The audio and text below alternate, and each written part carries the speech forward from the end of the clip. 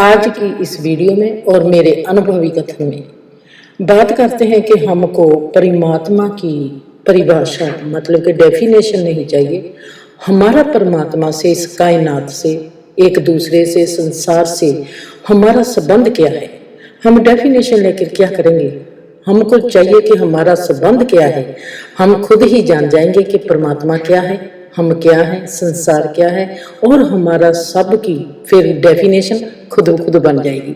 आज इस वीडियो में हम अगले पार्ट की बात करते हैं, जैसे कि मौन हमारी गति को कैसे कंट्रोल करता है। पिछली वीडियो में हमने बात की है कि सिर्फ व्यक्ति ही नहीं, हर चीज इस ब्रह्मांड की डिसऑर्डर है, मतलब कि गड़बड़ का केंद्र है। ब्रह्मांड की हर चीज में अफरा तफरी है, गड़बड़ है, रोग है, हलचल है, जटिलता है, अराजकता है। फिर भी इसमें से एक रूपता की बात है।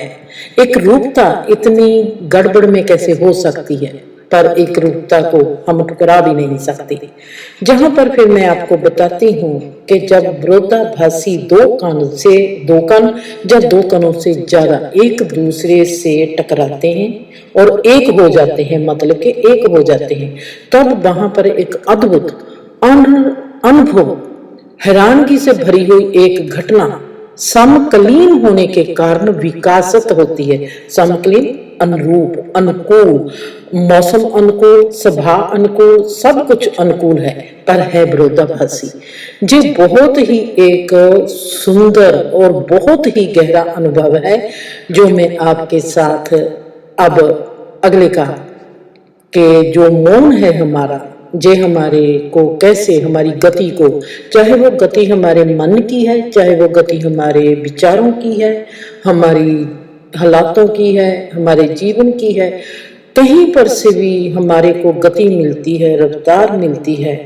वो जो गति है हमारी, उसको मौन जो है वो कैसे कंट्रोल करता है। हमने इस बात को समझना है कि फिर मौन क्या है, साइलेंस क्या है, हम वहां पर कैसे कंट्रोल में हो जाते हैं।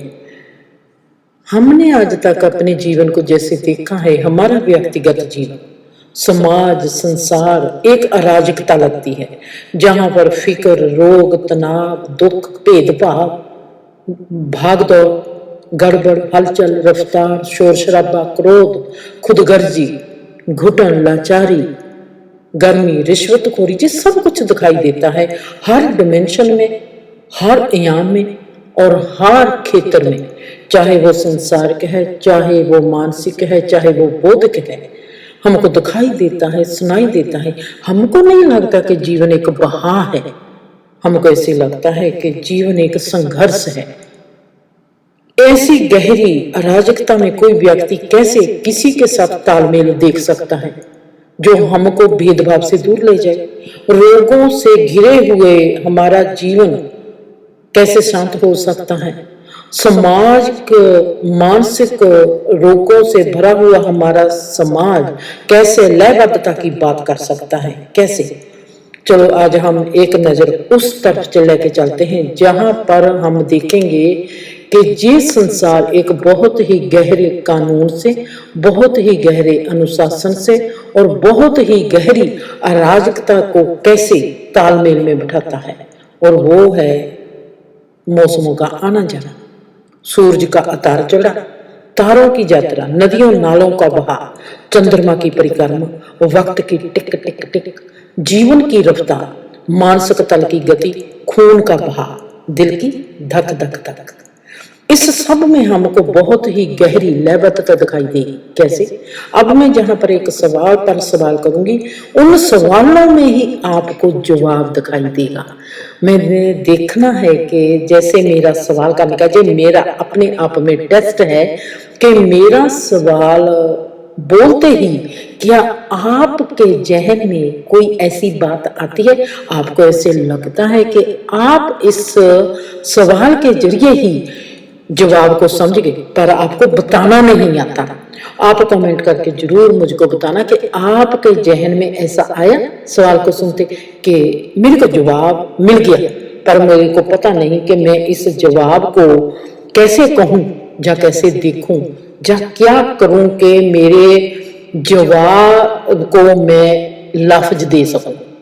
आप जरूर इस बात की मेरे साथ साझ पाना।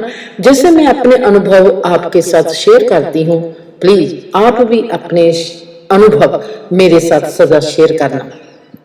मेरा पहला सवाल, ब्रह्मांड की अव्यवस्था, अराजकता की प्रवृत्ति के बावजूद भी इन चीजों में तालमेल करने का क्या तरीका है? ये ब्रह्मांड अपनी अराजकता को, अपनी गड़बड़ को कैसे और कहां पर लयबद्धता में परोता है?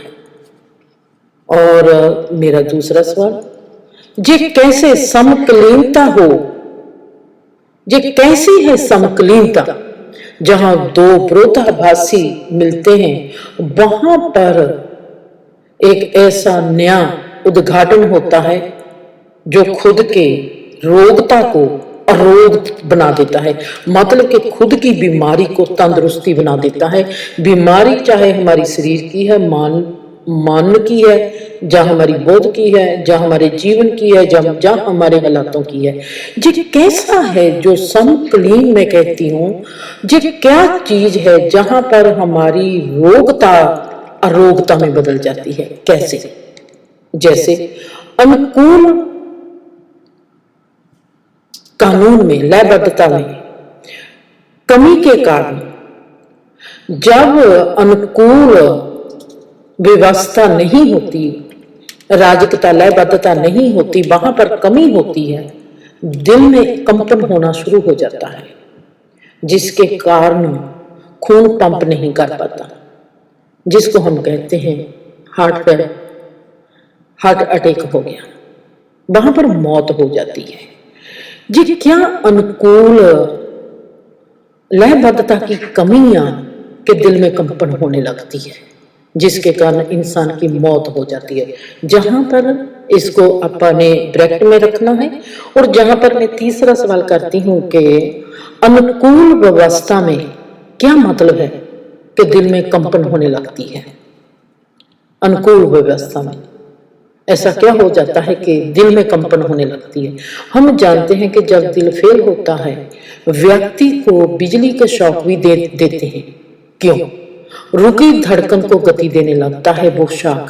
कैसी और क्यों? अब जहां पर मेरा चौथा सवाल है, जब कोई व्यक्ति पागल होने लगता है, उसको भी बिजली के शॉक दिए जाते हैं। क्यों? एक जैसी कहानी है हमारे दिल की और हमारे दिमाग की। दिमाग का सिस्टम अराजकता फैल गई है, हमारे दिमाग के सिस्टम में अराजकता फैल गई है, गड़बड़ हो गई है। वहां पर अनुरूपता की कमी है। कौन सी अनुरूपता की कमी है? वहां पर विरोधाभासी ज्यादा आ गए हैं। पर विरोधाभासी जब एक दूसरे को टकराते हैं, उनमें अनुरूपता की कमी है। अब हमने ये समझना है जहां पर कि इस अनुरूपता में और इस अराजकता में, इस गड़बड़ में जो हमारी साइलेंस है, हमारा मौन है, जो ये ग्राउंड है, इसका क्या काम है और ये काम कैसे करती है? जिसकी ग्राउंड पर ही जीवन तंदुरुस्त, खुशहाल, सुखी और खूबसूरत होता है। क्या है ये मौन की जमीन? ये मौन, ये चुप इतनी गहरी और शक्तिशाली सोर्स क्यों है और कैसे है और क्यों है? इसमें इतना कुछ कैसे घटता है कि ये गड़बड़ को समतल बना देता है, शोर शराबे को नमकीन, बहुत ही सुंदर एक जगह बना देता है। जैसे जब दो चीजें एक दूसरे को प्रभावित करती हैं, तो जो प्रकृति है इसका प्रभावित जो ऊर्जा का उपयोग है, चीजों को लयबद्ध करने के लिए करती है। मतलब मैं आपको बताती हूँ, जैसे कि एग्जाम्पल है मेडिसिन, जो भी हम दवाई बनाते हैं। जैसे मैंने कहा, जब दो चीजें एक दूसरे को प्रभावित करती हैं, कौन सी दो चीजें एक दूसरे को प्रभावित करेगी? जो एक दूसरे के उल्ट हो, मतलब दिन और रात। मेल और फीमेल, ये एक दूसरे को प्रभावित करते हैं। ये जो प्रकृति है, इनका जो प्रभावित होना है एक दूसरे पर, वहां पर एक एनर्जी पैदा होती है। हम कहते हैं कि मैं तेरे से प्रभावित हो गया। जब प्रभावित कैसे हो गया, क्या हुआ आपके माइंड को, क्या हुआ आपके दिमाग को, क्या हुआ आपके भीतर के फंक्शन को कि आप प्रभावित हुए। ये जो प्रभावित एनर्जी है, इसका उपयोग कौन करता है? ये प्रकृति, कुदरत। और कुदरत प्रभावित ऊर्जा का उपयोग करके ये जो तमाम चीजें, जब हम कहते हैं कि हर चीज जो भी आपको प्रभावित करता है, किसी के शब्द प्रभावित करते हैं, किसी का मौन प्रभावित करता है, किसी की सुंदरता प्रभावित करती है, किसी की कोई चीज प्रभावित करती है। कोई भी चीज जो आपको प्रभावित करती है, उसका उपयोग कहीं ना कहीं तो होता होगा, आप में एनर्जी पैदा होती होगी। प्रभावित होने का मतलब है कि कोई ऐसी एनर्जी, ऐसी ऊर्जा पैदा होती है जो इस प्रकृति के, इस कुदरत के काम आती है, जो हमारे तमाम जीवन के काम आती है। वो प्रभावित ऊर्जा जो होती है, उसका उपयोग कौन करता है? ये हमारी कुदरत। ये कुदरत क्या है? हम कुदरत को देख सकते हैं कि कुदरत एक परमात्मा का सोर्स है, जैसे कि कंप्यूटर है, और हमारे जो दिमाग है, ये एक चिप है जो इस कुदरत के साथ जुड़े हुए हैं। और हम अपने कर्मों द्वारा, हम अपने अक्षरों द्वारा, अपने गुणों द्वारा, अपने अवगुणों के द्वारा हम एक एनर्जी का स्रोत पैदा कर रहे हैं। उस एनर्जी को ये जो कुदरत है उसका उपयोग करती है। वो उसका उपयोग की जो प्रयोगशाला है वो है साइलेंस, मतलब के मौन। वहां पर मौन में इस चीज को लयबद्ध किया जाता है, उस एनर्जी का उपयोग किया कर जाता है। जैसे जहां पर मैं एक आपको उदाहरण दे सकती हूँ कि जैसे मेडिसिन तैयार होती है, वास्तव में जो हमारे तंतु है, सेल्स है, तंतु विकासन का क्या कारण है? हम उदाहरण के लिए बेहतर डिजाइन, इस तंतुओं को तंदुरुस्त बनाने के लिए, बेहतर डिजाइन बनाने के लिए, बेहतर मतलब कि इनको एनर्जिक बनाने के लिए क्या कर सकते हैं कि हम उसको सोर्स को हम कहते हैं, जिनके कारण जे हमारा भीतर का सिस्टम अगर कमजोर है, इसको ताकतवर बनाना है, हम कहते हैं कि आयरन की गोली खाओ, दवाई बनती है, मेडिसिन बनती है। हर दवाई जो होती है ये सब टाइटल की तरह है। शुद्ध दवाई वो है जो हमारे 5 तत्व को तंदुरुस्त रखती है। वो है हमारा कुदरती माहौल। कुदरती माहौल में फैली हुई कुदरती दवा की जो जमीन है वो है साइलेंस। अब फिर वही सवाल जहां पर पैदा होता है कि मौन क्या है, साइलेंस क्या है। मौन में ये सब घटनाएं घटती कैसे हैं? शुद्ध जो मौन अवस्था है वो क्या है? शुद्ध मौन अवस्था कैसी होती है? शुद्ध मौन अवस्था फिर काम कैसे करती है? चलो अब हम देखते हैं इस शुद्ध मौन अवस्था की पहले डेफिनेशन। जैसे आपने भी देखा होगा और मैंने भी देखा है कि हर एक की जिंदगी में सबसे पहले धर्म आता है। लोग गुरुद्वारे, मंदिर, मस्जिद में जाते हैं, फिर वो जप तप पूजा पाठ करते हैं। मेरे में शुरू से ही एक मैं कहा कि एक बेपरवाही जही थी और मैं सीधी ही परमात्मा के साथ कभी किसी जगह पर जाकर, कभी किसी जगह पर जाकर बैठ जाती थी और परमात्मा से साथ सीधी ही आसमान की ओर देखती थी और कहती थी कि शायद तू वो ऊपर से कहीं मुझको देखता होगा, वहां पर बैठा होगा और मुझको देखता होगा। और उसको मैं कहती थी और उसके साथ ही मेरी बातचीत चलती थी। जैसे जैसे बड़ी होती गई तो मेरा जो धर्म है मेरे भीतर से पैदा पहले हुआ है। उसके बाद मैंने ओशो को और पढ़ा। ओशो मेरी जिंदगी में सिर्फ मैं कहूंगी कि 2 साल का सफर था ओशो के साथ, और उसके बाद मेरा सफर खत्म हो गया। आज ओशो को प्रणाम करती हूँ, पर उसके बाद मेरा उनके साथ कोई नहीं रहा, और मेरा कुदरत के साथ है, मेरा प्यार, मेरे जो एहसास है जो कायनात के साथ है। मैं जहां पर अब आपको मौन की, साइलेंस की डेफिनेशन नहीं दूंगी, मैं अपना अनुभव सुनाऊंगी, और डेफिनेशन सबने आप अपनी अपने भीतर बनानी है। आज की जो डेफिनेशन आप अपने भीतर बनाओगे वो कहीं ना कहीं आपकी भीतर की मौन के साथ तय करेगी। मैंने नहीं कहा कि मैं आपको डेफिनेशन बना कर दूंगी, मैं अपना अनुभव बताऊंगी। उस अनुभव से आपने अपने दिमाग का उपयोग करना है और अपने भीतर से डेफिनेशन बनानी है, और उस डेफिनेशन को मेरे साथ जरूर शेयर करना है। क्योंकि मैं नहीं चाहती कि हमने आज तक देखा है कि हमने दूसरों की पढ़ी हुई चीजें, दूसरों से जो सीखा है, दूसरों का जो पढ़ा है, हम उसके साथ कहीं पहुंचते नहीं।